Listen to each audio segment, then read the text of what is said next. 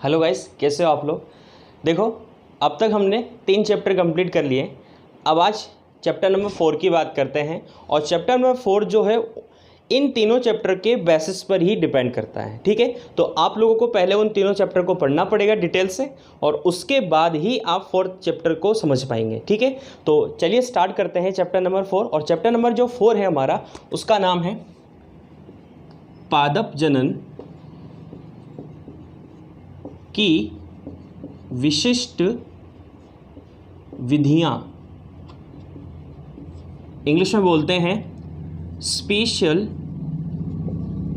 Method of plant reproduction.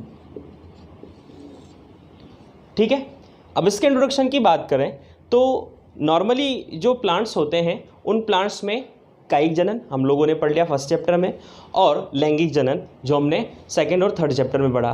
तो कायिक जनन और लैंगिक जनन पाया जाता है, लेकिन कुछ ऐसे प्लांट्स होते हैं जिनमें जनन की कुछ विशेष प्रकार की विधियां पाई जाती हैं, जिनमें बिना निषेचन के नए पौधे का निर्माण हो जाता है। तो वही स्पेशल जो मेथड है या वही स्पेशल विधियां जो है हमें इस चैप्टर में पढ़नी है। और वो जो स्पेशल जो मेथड है, उन स्पेशल मेथड को कुछ साइंटिस्ट जो होते हैं या कुछ एम्ब्रोलॉजिस्ट जो होते हैं या कुछ भ्रूणिकी वैज्ञानिक जो होते हैं, वो इन्हीं को अलैंगिक जनन की श्रेणी में भी रखते हैं, यानी वो इनको इन विशेष विधियों को अलैंगिक जनन भी कहते हैं। तो कुल मिला के होती अलैंगिक जनन ही है, लेकिन स्पेशल मेथड है, इस वजह से इसको स्पेशल पढ़ा जाता है। और बात करते हैं उन चारों स्पेशल मेथड कौन कौन से जो हमें इस चैप्टर में पढ़ने हैं। जैसे पहला मेथड हमारे पास है असंजनन, जिसे इंग्लिश में बोलते हैं एपोमेक्सिस। दूसरा मेथड हमारे पास है अनिषेक बीजता, जिसे इंग्लिश में बोलते हैं एगैमोस्पर्मी। थर्ड मेथड जो है वो हमारे पास है सूक्ष्म प्रवर्धन, इंग्लिश में बोलते हैं माइक्रो प्रोपेगेशन। और फोर्थ मेथड हमारे पास है कायिक प्रवर्धन, जिसे इंग्लिश में बोलते हैं वेजिटेटिव प्रोपेगेशन। अब पहले बात करते हैं असंजनन की। असंजनन के बारे में एक साइंटिस्ट है हैंस विंकलर। ये जो साइंटिस्ट थे, इन्होंने एक डेफिनेशन दी कि जो लैंगिक जनन जो होता है, सामान्य लैंगिक जनन जो होता है, उसका किसी भी विधि के द्वारा प्रतिस्थापन कर दिया जाए। किसकी प्रेजेंस में? जिसमें बिना किसी कोई अर्धसूत्री विभाजन और ना ही कोई निषेचन की प्रक्रिया हो। यानी कोई भी सामान्य लैंगिक जनन जो होता है, उस लैंगिक जनन का प्रतिस्थापन किसी भी विधि के द्वारा कर दिया जाए, जिस विधि में ना तो अर्धसूत्री विभाजन हो और ना ही पूरी तरीके से निषेचन कंप्लीट हो। तो ना तो अर्धसूत्री विभाजन हो और ना ही निषेचन कंप्लीट हो, उस विधि को ही क्या कहा गया हैंस विंकलर ने? असंजनन। देखो, कंफ्यूज नहीं होना, अलैंगिक जनन का ही टाइप होता है। कुछ साइंटिस्ट इन्हें अलैंगिक जनन में भी पढ़ते हैं, और कुछ साइंटिस्टों ने इनको स्पेशल मेथड के तौर पर भी पढ़ते हैं। ठीक है, तो बात करते हैं। सबसे पहले हैंस विंकलर ने डेफिनेशन दी। उस डेफिनेशन के अकॉर्डिंग हम लोग बात करें तो कुछ एम्ब्रोलॉजिस्ट जो होते हैं या कुछ भ्रूणिकी वैज्ञानिक जो होते हैं, वो इस असंजनन में अनिषेक बीजता और कायिक प्रवर्धन को रखते हैं। यानी असंजनन जो होता है उसके अंतर्गत अनिषेक बीजता और कायिक प्रवर्धन को पढ़ा जाता है। तो ये चीज़ ध्यान रखना कि कुछ साइंटिस्ट मानते हैं अनिषेक बीजता और कायिक प्रवर्धन को असंजनन का टाइप मानते हैं। ठीक है, अब नॉर्मली जो असंजनन होता है उसके 2 प्रकार होते हैं। सबसे पहले प्रकार की हम लोग अगर बात करते हैं तो पहला प्रकार हमारे पास आता है युग्मकोद्भिद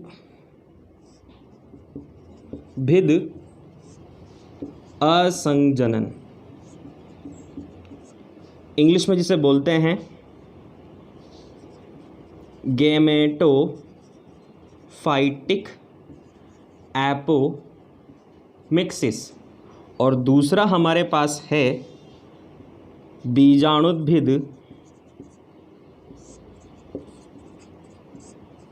असंजनन। अब जैसे बीजाणुद्भिद असंजनन जो होता है उसको इंग्लिश में बोलते हैं स्पोरोफाइटिक एपोमिक्सिस। सबसे पहले इसी की बात कर लेते हैं, बीजाणुद्भिद असंजनन की।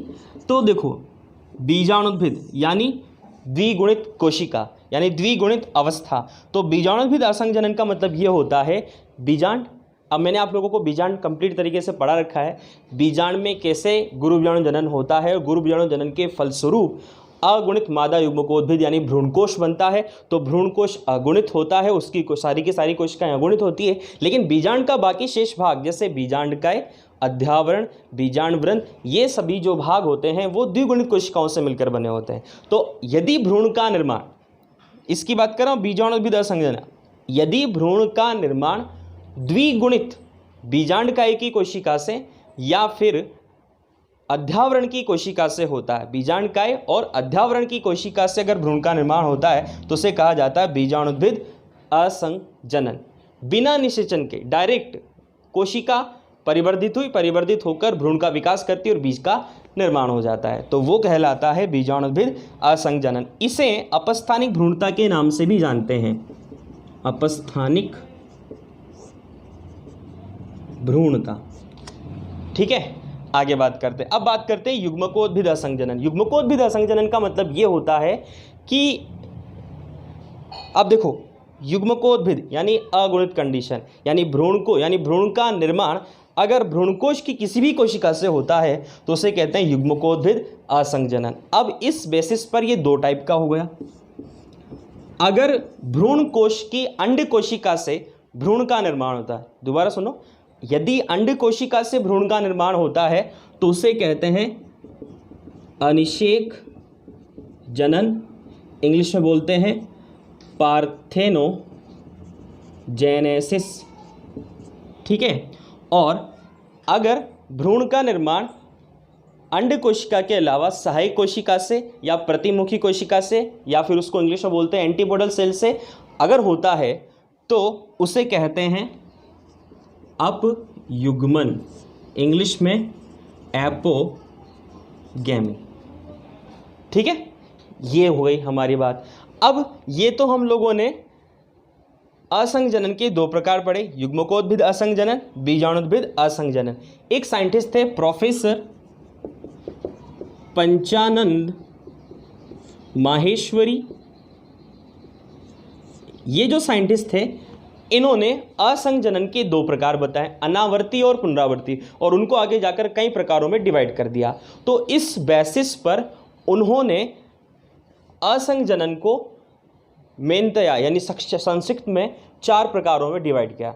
तो वो 4 प्रकार कौन कौन से हैं? पहला तो है अनावर्ती असंजनन, दूसरा है पुनरावर्ती असंजनन, तीसरा है कायिक प्रवर्धन, और चौथा है अपस्थानिक भ्रूणता। तो इन चारों के बारे में डिटेल से बात करते हैं। देखो, बात करते हैं अनावर्ती असंजनन। पहला है अनावर्ती असंजनन, इंग्लिश में इसे बोलते हैं नॉन रिकरेंट एपोमिक्सिस। अब नॉन रिकरेंट एपोमिक्सिस में क्या होता है, आप लोगों को ये ध्यान रखना है, ये जो विधि है ये पंचानन माहेश्वरी के अनुसार है, सभी एम्ब्रियोलॉजिस्ट के अनुसार नहीं है। तो इसमें आप लोग कंफ्यूज नहीं हो, ये बिल्कुल अलग बात है, इससे पहले वाली जो चीज़ है वो अलग है और ये अलग है। तो अनावर्ती असंग जनन जो होता है, देखो ये हमारी जो डेफिनेशन है उसको फॉलो नहीं करता। हम असंग जनन में क्या पढ़ते हैं कि बिना अर्धसूत्रीय विभाजन के, बिना निषेचन के भ्रूण का निर्माण होता है। लेकिन यहाँ पर हम लोग बात करेंगे, यहाँ पर क्या होता है कि जो गुरु विजाणु मात्र कोशिका जो होती है उसमें अर्धसूत्रीय विभाजन हो जाता है, जिसके फलस्वरूप भ्रूण कोश बन जाता है और वो अगुणित भ्रूण कोश बनता है। ठीक है, तो अगुणित भ्रूण कोश का निर्माण होने के बाद अब यहाँ पर दो कंडीशन आ जाती है कि गुरु विजाणु मात्र कोशिका में अर्धसूत्रीय विभाजन के फलस्वरूप अगुणित भ्रूण कोश का निर्माण हो जाता है और इस अगुणित भ्रूण कोश की अगुणित अंड कोशिका जो होती है वो बिना निषेचन के अगर भ्रूण का विकास करती है तो इसे कहा जाता है अगुणित अनिषेक जनन। क्या कहते हैं?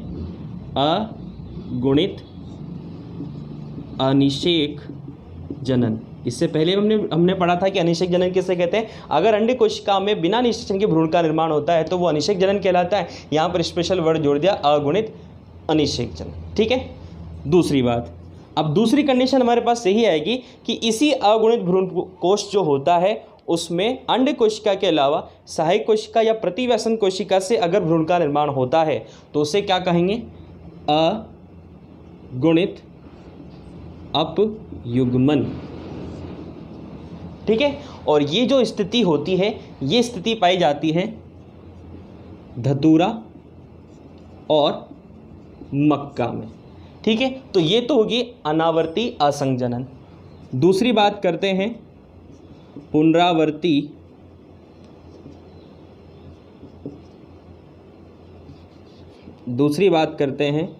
पुनरावर्ती असंग जनन। इंग्लिश में से बोलते हैं रिकरेंट एपोमिक्सिस। एक चीज़ ध्यान रखना, पुनरावर्ती असंग जनन को युग्मकोद्भिद असंग जनन भी बोलते हैं।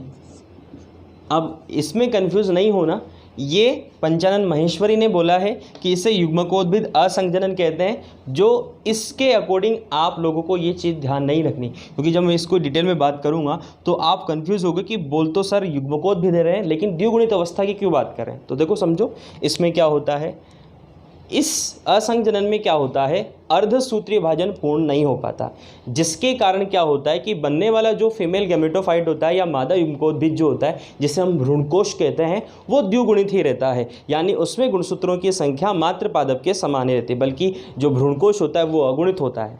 पढ़ा था हम लोगों ने। तो अगुणित भ्रूणकोश न बनकर द्विगुणित भ्रूणकोश का निर्माण होता है और इसी द्विगुणित भ्रूणकोश जो होता है उससे द्विगुणित भ्रूण का निर्माण होगा। तो इस बेसिस पर ये भी दो प्रकार का होता है। पहला होता है जनन अपबीजाणुता, इंग्लिश में बोलते हैं जेनेरेटिव एपोस्पोरी। ठीक है, अब जेनेरेटिव एपोस्पोरी जो होता है, जनन अपबीजाणुता जो होता है, इसमें क्या होता है कि जो द्विगुणित जो भ्रूणकोश होता है उस द्विगुणित भ्रूणकोश का निर्माण द्विगुणित प्रसूतक कोशिका से होता है। यानी जो प्रसूतक की द्विगुणित कोशिकाएं जो होती हैं उस प्रसूतक की द्विगुणित कोशिका से द्विगुणित भ्रूणकोश का निर्माण होगा और इसी द्विगुणित भ्रूणकोश जो होता है उस द्विगुणित भ्रूणकोश की अंड कोशिका से द्विगुणित भ्रूण का निर्माण होगा। ठीक है, ये तो हो गई जनन अपबीजाणुता। अब एक और होती है कायिक अपबीजाणुता, और कायिक जो अपबीजाणुता उसे बोलते हैं वेजिटेटिव एपोस्पोरी। अब वेजिटेटिव एपोस्पोरी जो होती है इसमें क्या होगा, देखो जनन अपबीजाणुता जो है उसमें तो द्विगुणित प्रसूतक कोशिका से भ्रूणकोश का निर्माण होता है, द्विगुणित भ्रूणकोश का। यहाँ पर क्या होगा कि जो भ्रूणकोश जो होता है द्विगुणित भ्रूणकोश उसका निर्माण बीजांडकाय या फिर अध्यावरण की कोशिका से होता है। यानी द्विगुणित भ्रूणकोश का निर्माण बीजांडकाय या अध्यावरण की द्विगुणित कोशिका से होता है और उस द्विगुणित भ्रूणकोश की कोशिका से द्विगुणित भ्रूण का निर्माण होता है। तो इसमें तो जनन बीजाणुत्व में तो क्या रहता है, द्विगुणित प्रसूतक कोशिका से, और इसमें याद रखना है द्विगुणित बीजांडकाय और अध्यावरण की कोशिका से द्विगुणित भ्रूणकोश का निर्माण होता है और उस द्विगुणित भ्रूणकोश की जो कोशिकाएं होती हैं उस कोशिका से भ्रूण का निर्माण होता है। ये आप लोगों को ध्यान रखना है, ठीक है। अब ये तो पुनरावर्ती और ये अनावर्ती, तो आप लोगों को दोनों में डिफरेंस अगर याद रखना है तो ये जो चीज़ है इसके बारे में ध्यान रखना, ये अगुणित कंडीशन के लिए है और ये द्विगुणित कंडीशन के लिए। इस नाम के लिए आप कंफ्यूज मत होना कि क्योंकि युग्मकोद्भिद के बारे में मैंने पहले बताया था आप लोगों को, क्योंकि वो अगुणित पीढ़ी के लिए बात होती है, यानी अगुणित कंडीशन। तो ये नाम जो है वो पंचानन माहेश्वरी ने दिया है, तो आप इस नाम से कन्फ्यूज़न ना हो। बस आप ध्यान रखें कि पुनरावर्ती असंग जनन जो होता है उसे युग्मकोद्भिद असंग जनन भी कहते हैं, ठीक है। आगे बात करते हैं। अब तीसरा हमारे पास जो आता है उसे कहते हैं अपस्थानिक भ्रूणता। इंग्लिश में से बोलते हैं एडवेंटिव एम्ब्रियोनी। अब एडवेंटिव एम्ब्रियोनी जो होता है इसको बोला जाता है बीजाणुद्भिद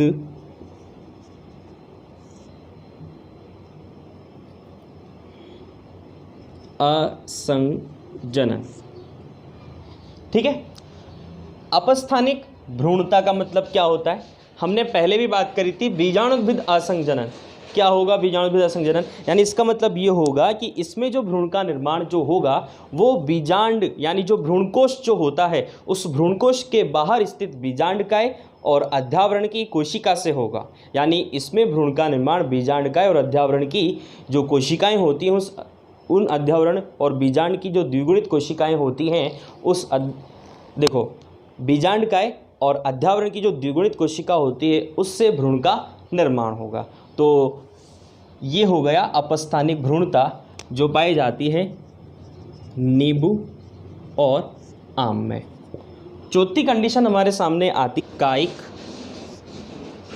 असंजनन, इंग्लिश में बोलते हैं वेजिटेटिव एपोमिक्सिस। अब वेजिटेटिव एपोमिक्सिस में आपको कुछ ज़्यादा ध्यान नहीं रखना है। ये बात ध्यान रखनी है कि कुछ पौधे जो होते हैं उनमें पुष्प के स्थान पर कुछ पत्र प्रकलिकाएँ या कुछ कलिका प्रवर्ध जैसे संरचनाएं विकसित हो जाती हैं और वो पत्र प्रकलिकाओं को इंग्लिश में बोलते हैं बुलबिल्स, और जो पत्र कलिकाएं जो होती हैं उन्हें बोलते हैं प्रोपेगुल्स। तो ये जो संरचनाएं होती हैं वो पुष्प के स्थान पर बन जाती हैं और ये पुष्प पर रहकर ही अंकुरण दर्शाती हैं और अंकुरित होकर नए पौधे का निर्माण करती हैं। तो ये कहलाता है कायिक असंजनन, जो पाया जाता है प्याज और एगेव जो प्लांट होता है उसमें।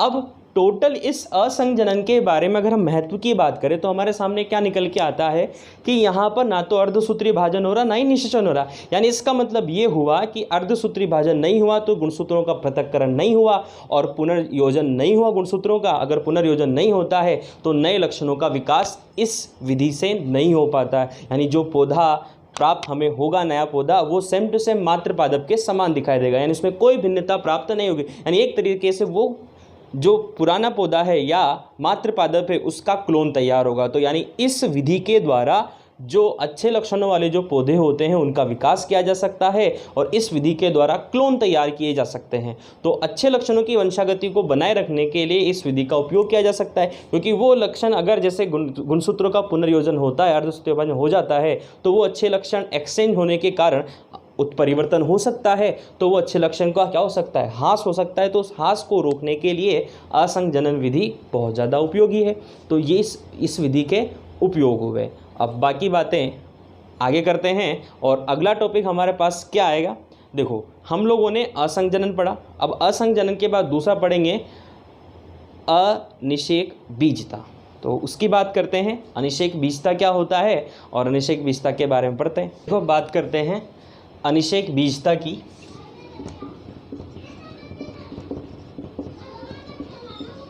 दूसरा टॉपिक हमारा जिसे इंग्लिश में बोलते हैं एगेमोस्पर्मी।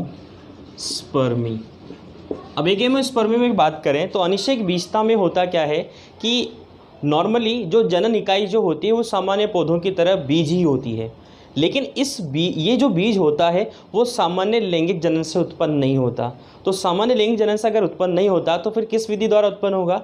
तो देखो, हमने इसके बारे में पहले भी बात कर ली, वही बात दोबारा रिपीट हो रही है कि इसमें होगा क्या कि जो बीज होगा उस बीज का निर्माण जो बीजांडकाय होगा उसकी किसी भी द्विगुणित कोशिका से या फिर भ्रूणकोश की किसी भी द्विगुणित कोशिका से बीज का निर्माण होगा, और यही कंडीशन जो होती है वो कहलाती है अनिषेक बीजता। यानी इसका मतलब ये है कि भ्रूणकोश यानी द्विगुणित भ्रूणकोश द्विगुणित भ्रूणकोश की किसी भी कोशिका से या फिर बीजांडकाय की द्विगुणित कोशिका से या अध्यावरण की द्विगुणित कोशिका से बीज का निर्माण हो तो उसे कहा जाता है अनिषेक बीजता। बिना निषेचन के निर्माण होना चाहिए, ठीक है। तो बिना निषेचन के निर्माण होता है तो उसे कहा जाता है अनिषेक बीजता।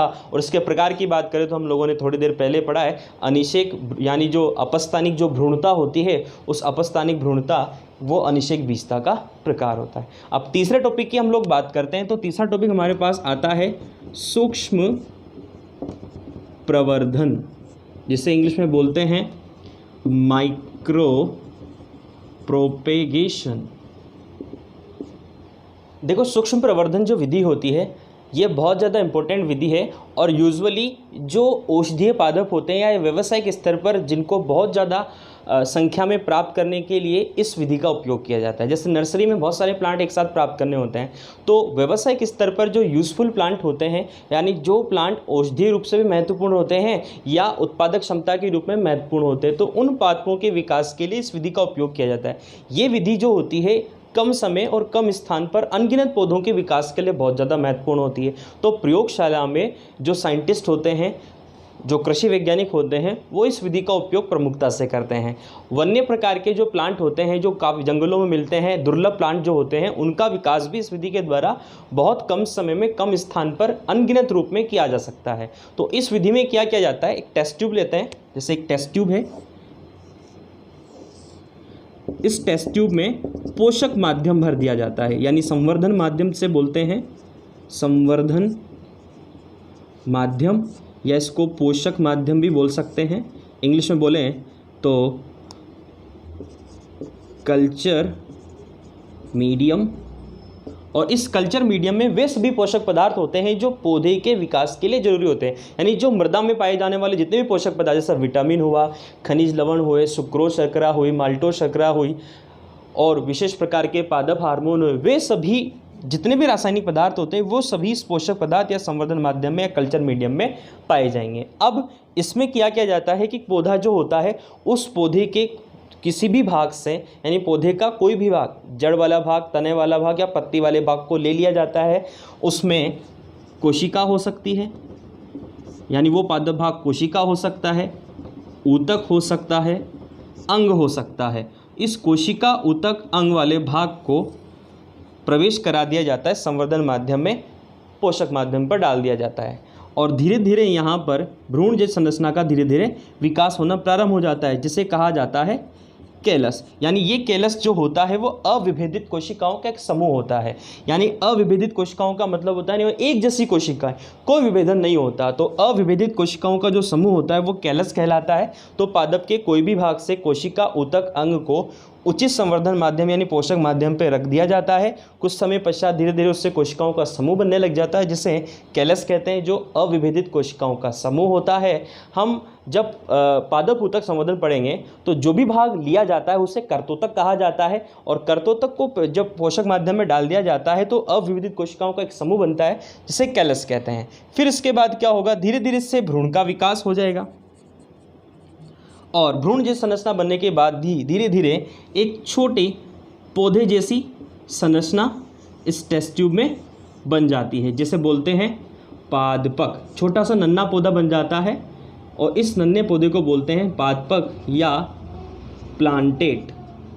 और ये पादपक या प्लांटेड जो होता है उसे इस परख नली से निकालकर धीरे धीरे जो बाह्य वातावरण होते हैं उसके संपर्क में लाया जाता है। ये सारी प्रोसेस प्रयोगशाला में हो रही है और धीरे धीरे फिर ऐसे बहुत सारे पौधों का विकास एक साथ बहुत कम समय में अनगिनत रूप से कर लिया जाता है। तो ये विधि होती है सूक्ष्म प्रवर्धन, जिसमें सूक्ष्म पौधे का सूक्ष्म भाग लिया जाता है और उसका प्रवर्धन यानी संवर्धन माध्यम पर उसको परिवर्धित किया जाता है और परिवर्धित करने के बाद छोटे छोटे नन्हे पौधे पादपक के रूप में प्राप्त किए जाते हैं। जो इस प्रकार से इस विधि का उपयोग बहुत सारे व्यावसायिक स्तर पर, जो बड़े स्तर पर जो पादप होते हैं उनको प्राप्त करने के लिए किया जाता है। अब जैसे बात भी करें तो ऑर्किड जो प्लांट होता है फूल के लिए काफ़ी मशहूर होता है। तो ऑर्किड प्लांट का जो निर्माण है इस विधि के द्वारा किया जाता है। ग्लेडियोलस जो प्लांट होते हैं, ग्लेडियोलस जो प्लांट होते हैं उनका उपयोग इस विधि के द्वारा किया जाता है। गुलदाउदी, यानी कुल मिला के जो नर्सरी में जब छोटे छोटे पौधे लेने जाते हैं, सजावटी जो पौधे होते हैं, उन सजावटी पौधों का विकास इसी विधि के द्वारा किया जाता है। ठीक है, तो ये सारी बात हो गई सूक्ष्म प्रवर्धन। अब लास्ट विधि बच रही है हमारे पास जो है कायिक प्रवर्धन। कायिक प्रवर्धन की अगर हम बात करें तो कायिक प्रवर्धन हमने पहले पढ़ लिया, यानी इससे पहले वाला जो चैप्टर था, फर्स्ट चैप्टर जो हमने पढ़ा था, उस फर्स्ट चैप्टर में हम लोगों ने कायिक प्रवर्धन ही पढ़ा है, कृत्रिम कायिक प्रवर्धन और प्राकृतिक कायिक प्रवर्धन। तो उस टॉपिक को हम यहाँ पढ़ेंगे नहीं। तो इसके बाद अगला हमारा इसी चैप्टर का एक लास्ट टॉपिक है बहुभ्रूणता, उसके बारे में बात करते हैं। अब बात करते हैं बहुभ्रूणता की।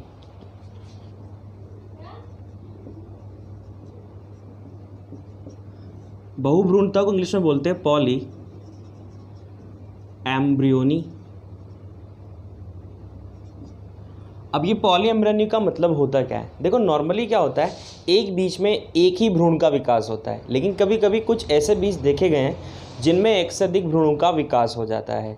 तो सीधा साधा हम लोग कह सकते हैं कि एक ही बीजांड या फिर बीज या फिर किसी निषेचित अंड कोशिका जो होगी उसमें एक से अधिक भ्रूणों का पाया जाना, या एक ही बीजांड या एक ही बीज जो होगा उसमें दो या दो से अधिक भ्रूणों का उपस्थित होना बहुभ्रूणता कहलाता है। ठीक है, ये तो हो गई नॉर्मल सी बात। अब ये इसकी डेफिनेशन हो गई। डेफिनेशन होने के बाद अब इसके बारे में बात करें कि बहुभ्रूणता के बारे में जो अध्ययन है वो सबसे पहले किस वैज्ञानिक ने किया। तो बात करें तो एक साइंटिस्ट हमारे पास आता है, एंटोन वॉन ल्यूवेनहॉक। अब ये एंटोन वॉन ल्यूवेनहॉक जो साइंटिस्ट है, ये जो साइंटिस्ट है, इस साइंटिस्ट के बारे में बात करें, इसने बहुभ्रूणता को सबसे पहले संतरे में देखा। उसके बाद कुछ और भी प्लांट है जिनमें बहुभ्रूणता पाई जाती है, जैसे बात करें नींबू, जामुन,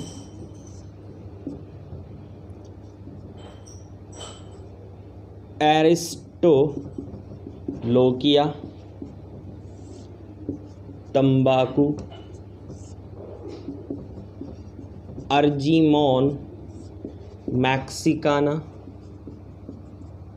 ऐसे बहुत सारे प्लांट हैं, यूलोफिया है। ठीक है, तो अब ये तो हो गई नॉर्मल सी बात। अब आगे बात करें तो एक चीज़ और हमारे सामने आती है, कभी कभी क्या होता है कुछ पादपों में बहुभ्रूणता की स्थिति तो होती है, लेकिन बहुभ्रूणता की स्थिति होने के बावजूद भी एक स्वस्थ जो बीज होता है उसमें एक ही भ्रूण का विकास होता है। शेष जो भ्रूण होते हैं वो विकास की अवस्थाओं में नष्ट हो जाते हैं।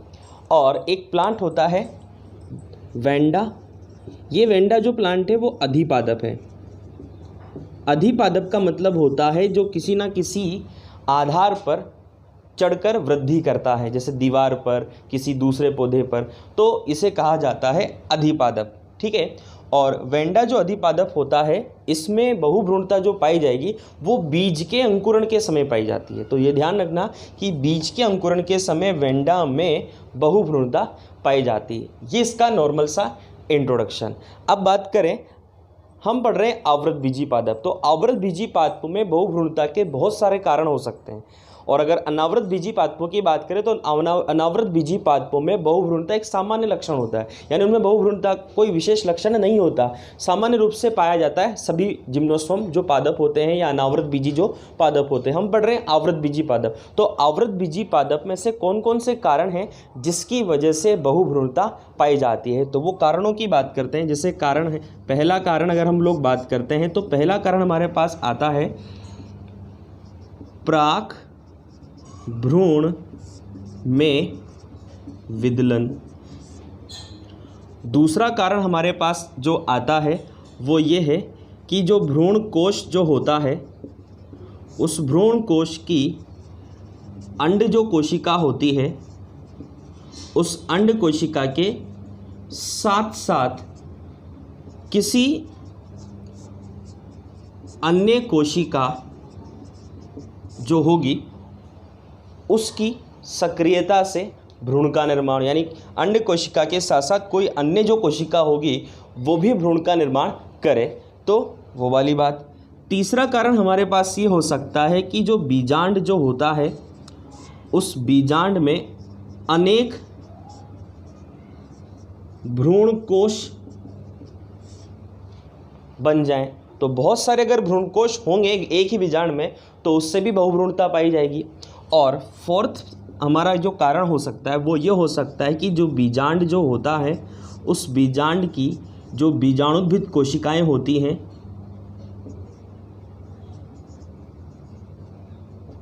उस बीजाणुभिद कोशिका की सक्रियता से भी हो सकता है।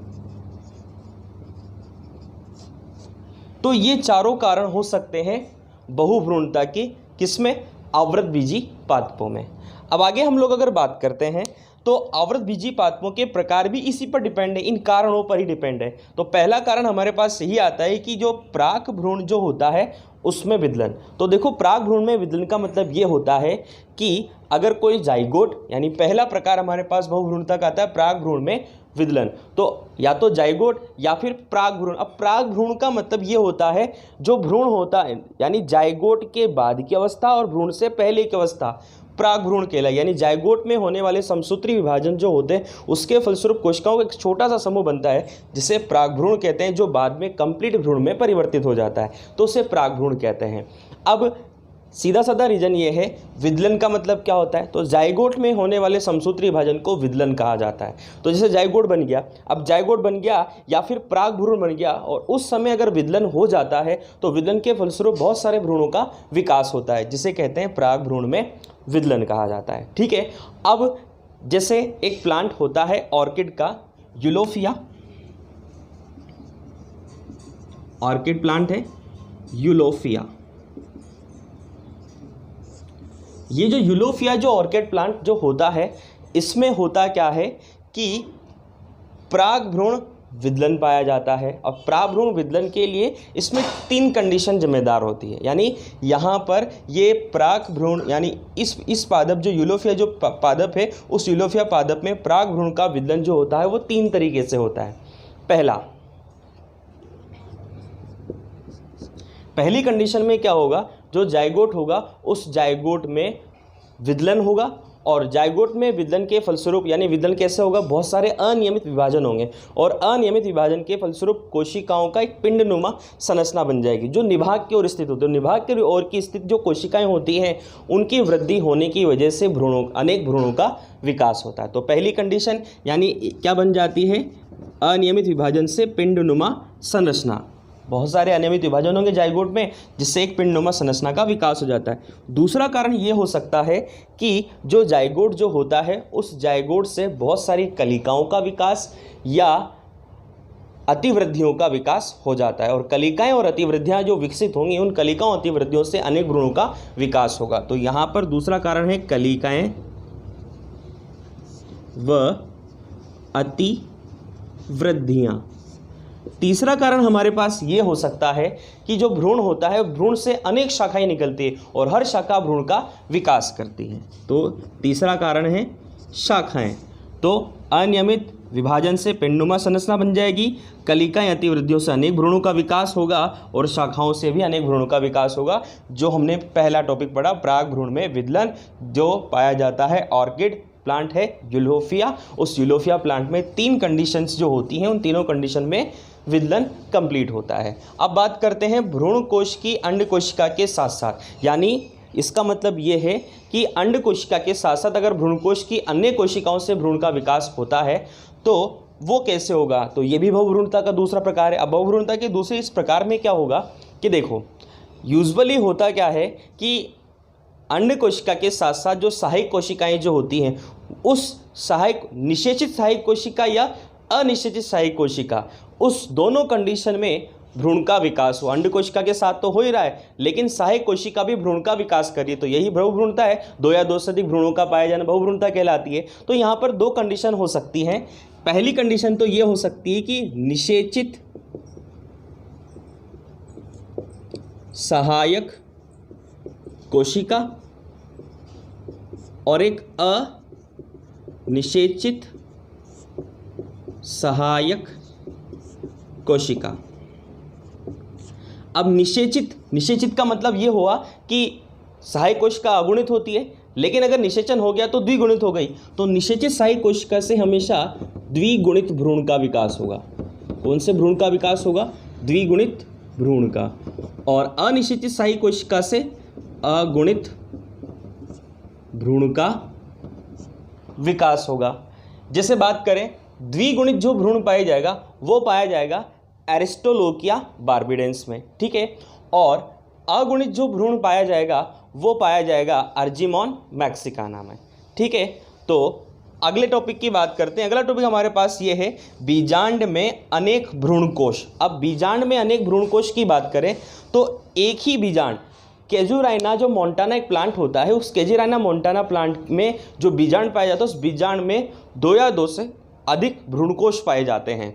तो ये हमारा तीसरा प्रकार। तो कैजुराइना जो मोंटाना होता है, कैजुराइना मोंटाना,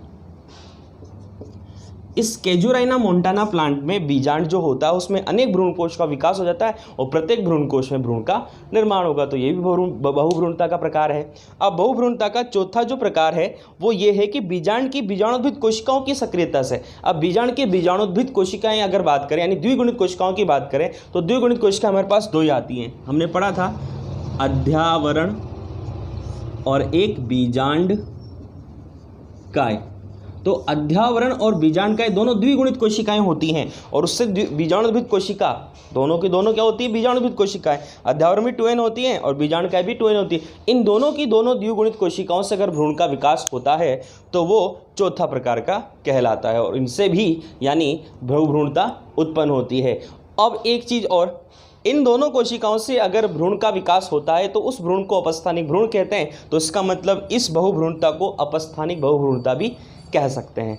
देखो, बहुभ्रूणता के महत्व की अगर हम लोग बात करें तो महत्व में यही है कि बहुभ्रूणता में हम जो लास्ट वाला हम जो पढ़ा था, बीजाणुद्भिद कोशिकाओं की सक्रियता से भी बहुत सारे भ्रूण का विकास होता है। तो जैसे बीजांडकाई की जो कोशिकाओं से अगर जो भ्रूण बनते हैं तो वो भ्रूण जो होते हैं वो सेम टू सेम मात्र पादप के समान होते हैं, क्योंकि उसमें गुणसूत्र का एक्सचेंज नहीं होता। द्विगुणित कोशिका होती है अध्यावरण बीजांडकाई की, अब जो मात्र पादप में होती है वैसे के वैसे गुणसूत्र नए जो भ्रूण बनता है या नया जो भ्रूण विकसित होता है उसमें भी सेम टू सेम कॉपी होती है, तो मात्र पादप के समान होते हैं। दूसरी बात ये होती है कि अच्छे लक्षणों की वंशागति इस बहुभ्रूणता के द्वारा कंप्लीट हो जाती है, क्योंकि बीजांडकाई की कोशिकाओं से विकसित होने वाले जो भ्रूण होंगे वो कुल मिलाकर अधिक संकर ओज युक्त होंगे, यानी अधिक ओज युक्त होंगे, ठीक है। ओज का मतलब होता है उनमें अच्छे लक्षण जो होंगे वो अधिक विकसित होंगे। दूसरी बात, बीजांडकाई की जो कोशिका होती है, अगर उस कोशिका से उत्पन्न होने वाले जो भ्रूण होंगे वो यूजुअली अधिक ओज युक्त होने के साथ साथ उनमें विशेष प्रकार के लक्षण भी पाए जाएंगे। और वो विशेष प्रकार के लक्षण ये हो सकते हैं कि जैसे मात्र पादप के समान होने की वजह से वो अनेक पीढ़ियों तक एक जैसे लक्षण, जो अच्छे लक्षण होते हैं, उनकी वंशागति को बनाए रखते हैं। दूसरी बात, बहुभ्रूणता का एक महत्व ये भी होता है कि अगुणित भ्रूण का विकास होता है। तो अगुणित भ्रूण अगर विकसित होते हैं तो ये कोशिका विज्ञान जो होती है उसके लिए बहुत ज़्यादा महत्वपूर्ण होते हैं। कुल मिला के पादप उद्यान विज्ञान, कोशिका विज्ञान, आनुवांशिकी और पादप प्रजनन के लिए बहुभ्रूणता का बहुत ज़्यादा महत्व होता है। एक चीज़ और होती है, एक रसायन होता है कॉल्चिसिन रसायन, जिसके बारे में हम आनुवांशिकी वाला जो चैप्टर उसमें पढ़ेंगे। ये कॉल्चिकम ऑटमनेल नामक प्लांट से प्राप्त किया जाता है। ये एक प्रकार का क्या होता है, समसूत्री विष होता है, यानी ये यूजुअली करता है क्या है, जो तर्कु तंतु होते हैं उनके निर्माण को रोक देता है, जिसकी वजह से गुणसूत्र जो होते हैं वो एक्सचेंज नहीं हो पाते और गुणसूत्र वैसे के वैसे बने रहते हैं। तो इस कोल्चिसिन रसायन की सहायता से क्या किया जाता है, जो समयुग्म की जो वंशावली होती है, यानी समान युग्मकों वाली जो वंशावली होती है, उन समान युग्मकों वाली, यानी जिनमें कोई चेंजेस नहीं है, सेम टू सेम कॉपी, उन समान युग्मकों वाली वंशावली को बनाए रखने के लिए इस कोल्चिसिन रसायन का उपयोग किया जाता है। तो कोल्चिसिन रसायन के द्वारा उपचारित करके, इस बहुभ्रूणता का उपयोग करके ही इस विधि को कंप्लीट किया जाता है। तो ये हमारा चैप्टर आज कंप्लीट होता है, हमारी ये यूनिट पूरी कंप्लीट होती है। और यूनिट फर्स्ट जो है, इसमें आपको जहाँ पर भी डाउट लगे कमेंट कीजिए।